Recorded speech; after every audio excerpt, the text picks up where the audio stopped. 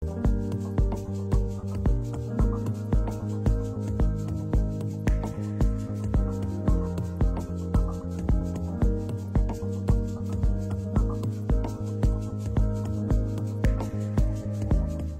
من الشیطان الرجیم. بسم الله الرحمن الرحیم.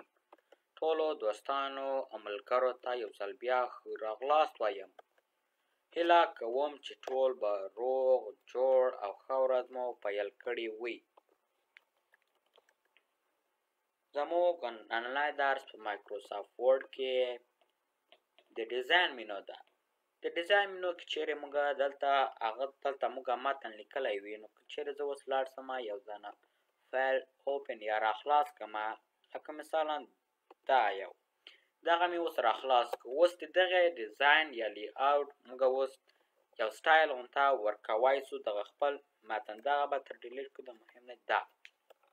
اوس دا سلیکټ کړئ، دلته ته مختلف دیمز انتخابوئ، دغسې وي. وګوره تاسو دلته تغیرات هم ګورئ پکې راځي. ګوره داسې وي، دغسې وي. دلته موږ سره مختلف دیمونه دي، له دې لانه کولی چې تاسو یو دانه انتخاب کړئ. لکه مثالا زه دلته یو دانه پیدا کړم، دغه یو دا لږ ذره غټ هم دا ښه ښکاري. او ریسیټ ټو دیم فرام ټمپلیټ که غواړئ بېرته دې حالت ته به څه دلته دې راوستلی وي هغسې وي، نو ته به بېرته ریسیټ وکړې. او براوز فرام دیس که چېرې تا دیمز په خپل کمپیوټر کې ثبت کړي، که غواړې ته هغه راخلاص کړې، نو ته دلته ډیزاین ته راځې، دیمز وکړې، نو ته براوز دیمز وکړې. سیف کرنټ دیم لکه مثلا دغه دیم ته راوستو، دغه دې خوښ شو، که ته غواړې بل وخت یې عملي کړې، نو ته سیف کولی هم سې. او دلته موږ سره د ډاکومنټ فارمټینګ غونته لکه سټایلونه یا ډیزاین غونته ده. دې لاره هم کولی شئ تاسو یو دانه انتخاب کړئ. لکه مثلا ما دغه یو خوښ شو، وګورئ همغه راغی. دلته مختلف ډاکومنټ فارمټونه دي، له دې لاره تاسو یو کولی شئ انتخاب کړئ. ورسې راځو رنګ ته. د دې رنګ یې څه شکل ته وي، دغسې وي. ګوره دلته هم رنګ چینجېږي. که چېرې موږ دلته ټایټل ورکړو، دلته پاس دلته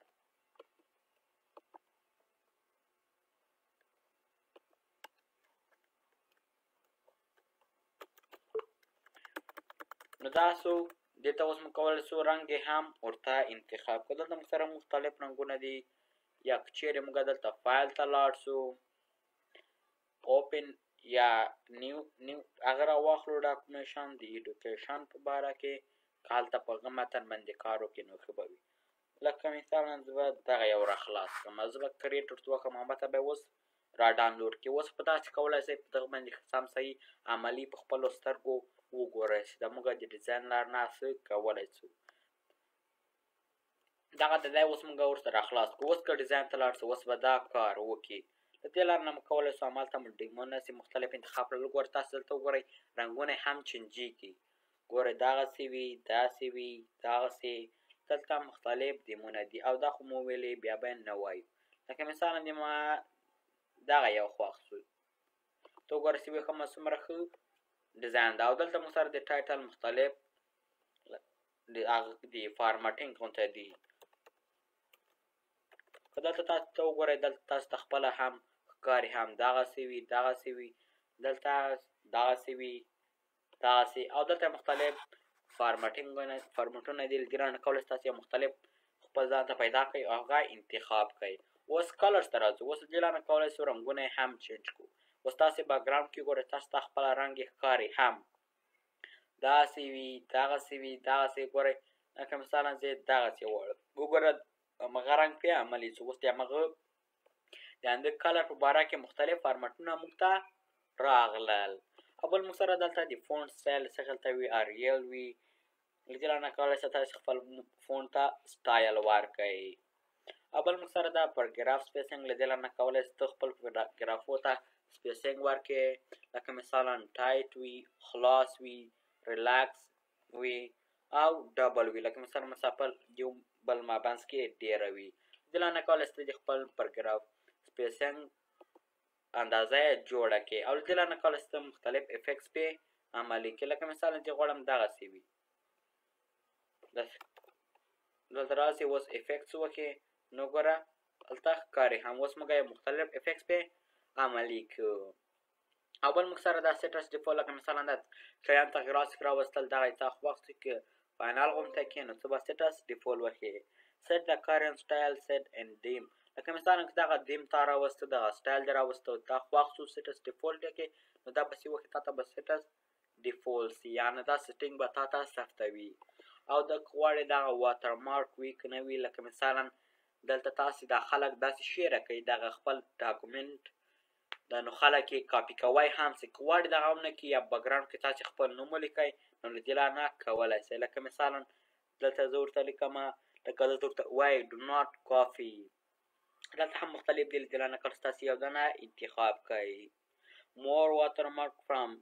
office نو که غواړئ له office.com نه لږ نور راواخلئ نو آفلاین کنیکټ که غواړئ دا ورسره کنیکټ نو کار کوي کسټم واټرمارک له دې لارې نه کولی شئ ته یې په خپله کسټم هم کې که چېرې موږ دلته کنټرول ان وکړو دلته فایل ته لاړ شو اوپن دغه یو راخلاص کړو نو که چېرې اوس موږ اوس لاړ شو کار وکړي دلته واټرمارک ته لاړ شو دغه د کسټم واټرمارک اوس کار کوي داسې وکړو ګوره لکه مثلا دلته شا بکګراونډ کې اوس موږ خپل نومونه هم شاید لیکلی شو لکه مثلا ته غواړې دغه چا بکګراونډ کې خپل نوم ورته ولیکې یا خپل عکس دې راولې لکه مثلا زه یې غواړم دا عمره وي ټکسټ واټرمارک وي لانګویج ټکسټ دلته لکه مثلا زه ورته لیکم خپل نوم یې ورته لیکم بیا تاسې نور شیان هم ورته لیکلی شئ او سایز یې څومره وي زه کلر غواړم چې سور دې وي چې لږ زره ښه ورته ښکاره شي اپلای سي وکړې نو اوس تاسې کلوز کې وګوره زما نوم دلته پکې پیکاپ یې راغی اوس خلک یې کاپي کوی هم نه شي که کاپي هم کړي خلک پوهېږي د ده نوم نه ده د بل چا نوم ده نو خلک پوهېږي چې ده کاپي کړی ده موږ خپل بکګراونډ ته شاته واټرمارک راوسته که چېرې تاسې خپل هغه وي ټمپلیټ وي د خپل تاسې متن لیکلی وي نو بیا کسټم واټرمارک کار کوي که غواړئ بېرته له منځه بوځئ نو تاسې د ریموف له لارې نه کولی شئ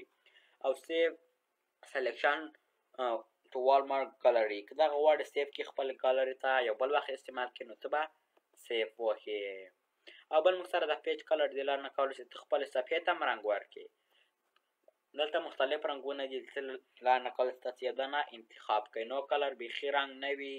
مور کلرس غواړئ نور رنګونه راولئ او فیل افیکټس دلته موږ سره د ورقې افیکټ چې دغسې وي مثلا زه غواړم دغسې وي اوکې چې وکړم ګوره لاندې لږ زره تیسو او پاسې ګوره رنګ یې بېرته پیکاسو او بل موږ سره دا پیج بورډرس غواړئ خپل ورقې ته چوکاټ ورکړي نو ته د پیج بورډرس لارې نه کولی شې نان بیخي نه وي باکس چوکاټ وي شاډو سوری غونته وي 3D سیبولي وي او کسټم دې لارې نه کولی شې خپله کسټم هم لکه مثلا زه غواړم 3D دې وي اوکې چې وکړم وګوره دغه لاینونه سول دغه 3D سول بېرته بیا زه تر نن یا ریموف کړم دا و د ډیزاین مینو دلته موږ سره لیاوټ به مو وایي نور به موږ بیا سبا ته وایي دا لیاوټ به موږ اوس خلاصه کړو مرجنس دغه د دې ورقې له دغه چوکاټ یې شاوخوا نه دغه متن څومره لرې وي اوس تاسې د مرجنس لارې نه کولی شئ دغه جوړ کړئ تاسو ته ګوره هلته ښکاري هم دلته بکګراونډ کې وګورئ تغیرات پکې راغله لکه مثلا زه غواړم لږ زره ورته نږدې وي دغه یو لږ زره بیخي نږدې ده ګوره متن څومره ورنږدې شو غواړم مې لکه مثلا له خطو نه رنګ لرې وي ګوره اوس دغه زه وښیم واید وګوره ما څومره خاطر له کونجونو د ورقې لرې شو نو له دې نه کولی تاسې خپل مرجنونه جوړ کړئ او تا ورقه دا لینډسکیپ وي که پورټریټ عمودي وي که افقي وي له دې نه کولی شئ د ورقې خپلې ورقې سایز خپله معلومه کړي ستا ته ورقه عمودي وي که افقي او سایز له دې نه کولی شئ د ورقې خپل سایز جوړ کړي لکه مثلا غواړئ غټه وي وړکۍ وي دغه لتر چې ده دغه یې ښه ده لکه دا عادي حالت غوندته ده لکه مثلا زه غواړم غټه دې وي وګورئ څومره غټه سوه بېرته راشئ بېرته به یې وړکۍ کله دې نه کولی تاسې د خپلې ورقې سایز غټ کړئ او له دې نه کولی تاسې خپل کالمونه راکړئ لکه مثلا که چېرې تاسې یو شعر لیکئ نو یو خط کې خو نه وي لکه دغسې لیکئ لږ زره 2 کالمه وي غواړم ګوره 2 کالمه وکړم ګوره اوس لکه شعر غونته سو یو دا خوا یو دا خوا اوس که چېرې تاسې دلته لاندې راسئ دلته چې متن اضافه کوئ هلته ور اضافه کېږي ځکه چې دلته ځای نشته مغه دا بل کالم ته اوړي دلته تاسې چاپې خوا ته 3 کالمه راوستی شئ 2 کالمه یو دې وي ښي خوا ته وي دلته نن کولی شئ لکه مثلا ګوره دغه غواړې ښي خواته وي یا چپې خواته وي ګوره لیفټ وکړم د خواته راغی د خواته کم سو او دلته متن ډېر سو لکه غټ سو سایز غونته نو بېرته به کالمونه یو کالم ته واړوو او د ورقې سایز خو همغومره ده او بل موږ سره دا بریک له دې نه کولی شو موږ خپله ورقه قطع کړو ګوره دلته موږ یو بله ورقه موږ ته راوسته د نور متن جای او لاین نمبرز له دې نه کولی شو موږ خپل نمبرونه لاینو ته ورکړو نن موږ نن انتخاب کړي اوس یو ته نه راځي کنټینیوس لکه مثلا ګوره تاسې اوس پاس لاړ شئ اول لاین دوم دریم څلورم تر 22مه پورې او بل موږ سره سټارټ ایچ پې لکه مثلا دلته ته 20 لاین لري که نه که دلته د 20 خلاص شي بیا له دلته بیا له سره شروع کړي ګوره ریسټارټ سو بیا له سره 1 شروع سو که چېرې اوس دا اولنی انتخاب کړم کنټینیوس ګوره 17 18 19 همداسې ځي بیا له سره نه شروع کېږي په بله ورقه کې که غواړې شروع سي نو ریسټارټ ایچ پیج به وکړې ریسټارټ ایچ سلیکشن بیرته سلیکشن کې ریسټارټ کې او له دې نه هم کولی شئ خپله ورقه ته لاینو ته نمبرونه ورکړې بل موږ سره دا که چېرې لکه مثلا دلته تاسې راسئ دلته پې ودروئ نو تاسې دې باره کې معلومات درکوي when a word runs out of room لکه مثلا که دلته لکه مثلا وګورئ تاسې اوس دلته یوه جمله ده دلته ما متن لیکلی ده دلته یو بله جمله اوس راغله دلته لږ ذره غټه ده دغه اوس څه خلته وي لکه ګوره اوس تاسو ته دغه خط راغی ځکه چې موږ دلته اوس اتوماتیک انتخاب کړی ده دغه راغله اوس ته د دې معنا ورکوي دغه ورډ لږ ذره لاندې هم د تر اوسه نه ده خلاصه شوې چېرې موږ اوس نانو وښو دلته راستو نانو وښو وګوره هغه ځای ورک سو بیخي ټوله جمله لاندې راکښته سوه او مین ولې ګوره دلته هم بیرته راکښته کېږي لکه مثلا ته اوس څه شي ورکوې دلته دې نه کولی شې دا انتخاب کړې ته مختلف انتخاب کړي بیرته به زه اوس لاړ شمه کانسل به کړمه دلته به نانو وښمه او بل موږ سره دا پاراګراف له دې نه کولی شئ ته د خپلو پاراګرافو چاپې خواته یې بوځئ څومره 9% رایټ بیرته یې ښي خواته بوځئ ګورئ بیرته دا به کمه کړو نو له دې نه کولی شئ تاسې خپل پاراګراف چاپې او ښي خواته بوځئ بیفور مخکې لږ سپیسینګ ور غټه کړئ او افټر د پاراګراف نه وروسته ګورئ له دې نه کولی شئ تاسې دا پاراګراف سیټینګ ده دلته ګوره دلته خپله دا د پاراګراف بخش ده او بل موږ سره دا که چېرې موږ دلته لاړ شو دا کنټرول ای وکړو دا ډیلیټ کړو او دلته انسرټ ته لاړ شو دلته یو عکس راولو نو هغلته به هغه یو کار وکړي دلته ډیسکټاپ ته به لاړ شو مای فوټوز ته به لاړ شو دغه یو دغه موږ راوستو نو اوس که هغه ته راسو لیاوټ ته دغه یو به کار وکړي دا اوس دغه تا دغه متن څه لیکلی ده د دغې عکس پوزیشن د متن په کوم ځای کې وي اوس تاسې دا انتخابوئ چاپې خوا کې وي پاس مابینځ کې وي ښي خوا کې وي لاندې په مابینځ کې چاپې خوا ته وي مابینځ کې سنټر کې وي او په مابینځ کې ښي خوا ته وي له دې نه کولی شئ تاسې د خپل عکس پوزیشن معلوم کړئ په ټکسټ کې او بل که غواړئ ټکسټ راپ وي که نه وي که غواړئ دغسې وي رایټ لیفټ له دې نه هم کولی شئ تاسې یو انتخاب کړئ او بل موږ سره دا برینګ فورورډ اوس موږ د ارینج بخش کې موږ د منظمولو بخش کې یو که چېرې موږ دغه لږ ذره وړکی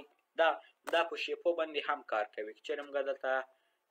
لاړ شو انزرټ ته دلته به دغه د شیپس دا مختلف شیپونه راولو چې هلته ارینج کې بیا کار اوسي یو دانه بل هم راولو هغه به دلته راولو دې ته به شیپ فیل ته لاړ شو دې ته به دغه رنګ ورکړو او دلته به دغه هم راولو همسې راوستو دې ته به هم یو مختلف رنګ ورکړو د نور سره تغیرات وسي اوس دا موږ ارینج کوو که دلته لیاوټ ته راسو برینګ فورورډ که چېرې ته دغه اخرنی عکس غواړې مخې ته راولې نو که چېرې زه اوس اخرنی انتخاب کړمه نو برینګ فورډ وښمه ګوره مخې ته یې راوسته یو دانه او که ته یې غواړې اخري د یو واري اول کې نو برینګ ټو فرنټ به وښي ګوره یو واري اولنی شو که اوس لکه مثلا برینګ فورډ وښې یو یې مخته راولي یو که غواړې یو واري یې مخې ته راولې نو ته به دې ته ځې برینګ to front به وکې ګوره اولنی سو او بل موږ سره ده send to back غواړې دغه شاته ولېږې نو send to back وکې به یو به شاته لاړ شي که ته غواړې یو وړې شاته ولېږې اخرنی کې نو دلته ځې send to back به وکې ګوره اوس اخري سو که بیا دلته راسو اولنی کو نو send to back به وکړو ګوره اخري سو او بل موږ سره دا سلیکشن فیل د لاندې کولای ستاسې انتخاب کوي دغه انتخاب کوي دغه شو ال ټول ته ښکاره کړي هاید ال ټول ته ستا پټ کړي او بل موږ سره دا الان د لاندې کولی شو که چېرې موږ دغه انتخاب کړو نو اوس په الان کار وکړي الان چپ خواته بوځئ شیپم سنټر مابینځ ته یې راولئ ښي خواته بوځئ پورته یې بوځئ مابینځ ته یې بوځئ باډم د دې لاندې کولی ستاسې د خپل د شیپس راوستلی د دغې پوزیشن معلوم کړئ چې په کوم ځای کې وي چپې خوا کې وي ښي خوا کې وي لاندې وي پاس وي کولی شئ دا انتخاب کړئ او بل موږ سره دا ګروپ دا ټول سلیکټ کې کار به وکړي اوس که غواړو دې نه یو ګروپ جوړ کړو اوس که ګروپ ووهو که یو بل ته یو ځای ته وړو بل هم ځي ځکه چې ګروپ دی دلته راځو فارمټ ته راځو یو ته رنګ ورکوو دا بل ته هم همغسې ورکول کېږي ځکه چې دا ګروپ دی که بیرته غواړې له ګروپ نه وباسې نو لیاوټ ته راځې دلته کلیک کوې ان ګروپ به کوې اوس ګوره هر یو ځان ته وړل کېږي یو ته رنګ ورکوې ته نه هغه ته همغه ته ورکول کېږي ځکه چې موږ اوس له ګروپ نه وویستل که چېرې ګروپ کې وي نو ټول ته به یو رنګ ورکول کېږي او د ټول لاندې کولی شو موږ تاو راتاو کړو په دې باندې شی باندې سم کار نه کوي یعنې کار خو کوي ښه نه ښکاري چېرې موږ انسرټ ته لاړ شو دلته دا بیرته کلوز کړو دلته انسرټ ته لاړ شو یو دانه شیپ راواخلو دغه یو شیپ دغه راواخلو اوس په دغه باندې سم عملي ښه ښکاري اوس دلته لیاوټ ته راسو دغه ته روټیټ غواړئ تاسې ښي خواته وګورئ دلته ښکاري هم لیفټ تاسې بوځئ کومې خواته یې خوا کوئ له دې نه کولی شئ تاو راتاو یې کړئ چپې خواته ښي خواته عمودي او افقي دا و د لیاوټ او ډیزاین مینو ډېره مننه دا و د نن ورځې درس هیله کوم چې دا ویډیو به مو خوښه شوې وي او دا ویډیو له ملګرو سره مو هم شریکه کړئ تر څو هغوی هم ترېنه ګټه او فایده واخلي که چېرې تاسې زموږ چینل ته نوي یاست نو لایک او سبسکرایب کړئ تر څو د نورو ویډیوګانې هم له تاسو څخه پاتې نه شي والسلام